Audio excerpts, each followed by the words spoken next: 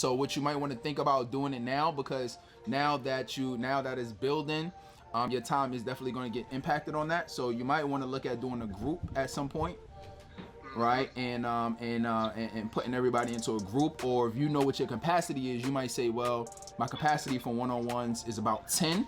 I know that's about my limit for my day or for my week. Then you can say, okay, now let me start doing a group program.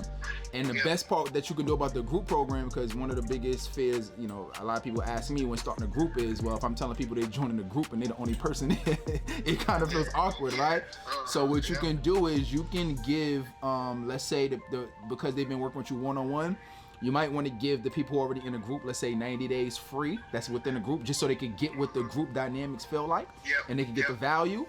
And then afterwards, they're gonna be bought into that at that point, and you might get, you know, be surprised to get half the people that say, hey, you know what, let's continue with the group, and then now you can build it out, and you have a base to start from. With the people that you want to transition over, you know, just continually, just put the bug in their ear and let them know, like, hey, you know, because of the time and different things like that, you know, I'm gonna let you, you know, we'll go ahead and rock this out for how we want to do it. For the one-on-ones, but what I want to do after this first quarter is I want to transition you into the group, and then if you have any specific questions, we can have a quick touch point, right? So like kind of like how we do, right? Like how I do in the group is I do touch points. And that's what they really want, because I mean, to be honest, they don't really need to talk to you one-on-one as often as we think.